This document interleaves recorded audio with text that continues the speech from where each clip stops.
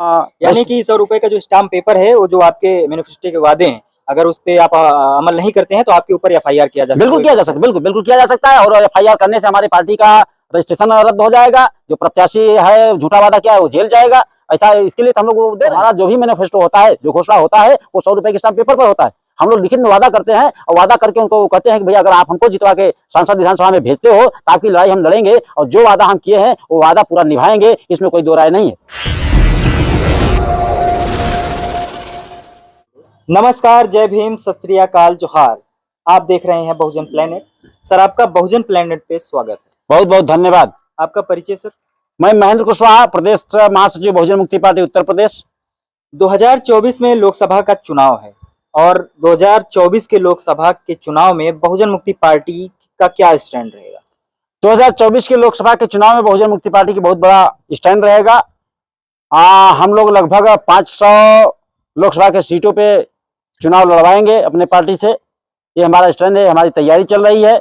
और हमारा बहुजन मुक्ति पार्टी का हर राज्य में परिवर्तन यात्रा चल रहा है, हर जिले में जिला अधिवेशन चल रहा है, मंडल अधिवेशन चल रहा है, प्रदेश अधिवेशन होगा। इस तरह हमारी बहुत बड़ी तैयारी चल रही है। आज के घोसी विधानसभा में उपचुनाव हो रहा है, वहाँ पे बहुजन मुक्ति पार्टी भी लड़ाई लड़ रही है, तो क्या स्थिति है बहुजन मुक्ति पार्टी?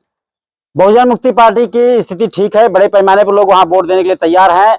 वहाँ के लोगों ने भी, हम लोगों ने सोशल मीडिया पे देखा तो सोशल मीडिया पे गांव-गांव में लोग जाके सोशल मीडिया वाले उनसे पूछ रहे हैं तो बता रहे हैं कि भैया इस बार हम लोग चारपाई चुनाव निशान बहुजन मुक्ति पार्टी के प्रत्याशी को ही वोट देंगे। और पूछा गया कि क्यों देंगे तो बताया कि अभी तक तो 75 साल से हम लोग वोट देते चले आए, किसी पार्टी ने हमको लिखित वादा नहीं किया। जिन्होंने आया मौखिक में वादा किया, वादा करके चला गया, वोट हमारा लिया, लेके चला गया, हमको कुछ दिया नहीं। लेकिन बहुजन मुक्ति पार्टी के जो प्रत्याशी आए हुए हैं, ये 100 रुपए के स्टाम्प पेपर पर जो वादा कर रहे हैं, इससे हम लोगों को भरोसा हो रहा है कि यह प्रत्याशी अगर जीत कर विधानसभा में जाएगा तो हमारी लड़ाई जरूर लड़ेगा, क्योंकि यह स्टाम्प पेपर पर लिख करके दिए हुए हैं। अगर ये नहीं करते हैं, दिया हुआ वादा पूरा नहीं करते हैं, तो इनके ऊपर एफआईआर की जा सकती है और इनकी पार्टी का यानी कि 100 रुपए का जो स्टाम्प पेपर है, वो जो आपके मैनिफेस्टो के वादे हैं, अगर उस पे आप अमल नहीं करते हैं तो आपके ऊपर एफआईआर किया जा सकता है। बिल्कुल किया जा सकता है, बिल्कुल बिल्कुल किया जा सकता है। और एफआईआर करने से हमारी पार्टी का रजिस्ट्रेशन रद्द हो जाएगा। जो प्रत्याशी है झूठा वादा किया है वो जेल जाएगा। ऐसा इसके लिए तो हम लोग वो दे रहे हैं। 75 साल से तथाकथित आजादी बीत जाने के बाद भी मूल निवासी बहुजन समाज को जो राजनीतिक पार्टियां आई, खास करके बीजेपी और कांग्रेस के लोगों ने देश पे शासन किया, सत्ता संभाला, और इन लोगों ने केवल झूठा वादा किया। अभी बीजेपी के लोगों ने जितना झूठा वादा किया और झूठा वादा करके वोट लिया, और वोट लेके फिर जिससे वोट लिया उसी के पिछवाड़े पर लात मारा। सबसे ज्यादा सत्यानाश ओबीसी का किया। ओबीसी का चेहरा दिखा के नरेंद्र मोदी को इन्होंने 2014 का चुनाव जीता, 2019 का चुनाव जीता, और जीत करके ओबीसी का सत्यानाश किया। ओबीसी के बच्चों का स्कॉलरशिप बंद कर दिया। ओबीसी के लोगों को इनकाउंटर कर रहे हैं। ओबीसी की जाति जनगणना नहीं करवा रहे हैं। सबसे ज्यादा सत्यानाश उन्होंने किया। तो ये सब देख के हम बहुजन मुक्ति पार्टी के लोगों ने कहा कि ये पार्टियां हमारे मूल निवासी बहुजन समाज के लोगों को गुमराह कर रही हैं, झूठा वादा दे के उनको शोषण कर रही हैं। इसलिए हम लोगों ने 100 रुपए के स्टाम्प पेपर पर अपना हमारा हर चुनाव 2014 से हम लोग चुनाव लड़वा रहे हैं। 2014 के लोकसभा के चुनाव में 519 सीटों हम लोगों ने पर्चा दाखिल करवाया था। तो जहां जहां हम लोगों ने चुनाव लड़वाए, पूरे भारत में हमारा चुनाव चल रहा है, हर विधानसभा में चुनाव चल रहा है, तो हमारा जो भी मैनिफेस्टो होता है, जो घोषणा होता है, वो 100 रुपए के स्टाम्प पेपर पर होता है। हम लोग लिखित में वादा करते हैं और वादा करके उनको कहते हैं कि भैया अगर आप हमको जितवा के संसद विधानसभा में भेजते हो तो आपकी लड़ाई हम लड़ेंगे और जो वादा हम किए हैं वो वादा पूरा निभाएंगे, इसमें कोई दो राय नहीं है। आपने अभी बताया कि ओबीसी के विरोध में बीजेपी किस तरीके से काम कर रही है, बहुत सारी आपने कमियां भी गिनाई, लेकिन देखने को ये मिल रहा है कि बड़े पैमाने पे ओबीसी समाज जो है आज भी कहीं ना कहीं बीजेपी और आरएसएस से कनेक्टेड है। वो चुनाव भी आता है तो हिंदुत्व के एजेंडे पर ओबीसी के लोग बड़े पैमाने पर झंडा और डंडा उठाने का काम करते हैं। ये बड़े पैमाने पे केवल इनकी मीडिया जो है दिखाती है, बड़े पैमाने पर है नहीं। इसलिए कि इस देश में वाम से भारत मुक्ति मोर्चा जो संगठन है और अभी राष्ट्रीय पिछड़ा वर्ग मोर्चा जो संगठन है, ये संगठन के लोग रात दिन एक करके जाके गांव-गांव के लोगों को समझा रहे हैं और ओबीसी के लोगों को उनका सही इतिहास बता रहे हैं। तो जितने लोग समझते हैं, सुनते हैं, उनको सबको पता है।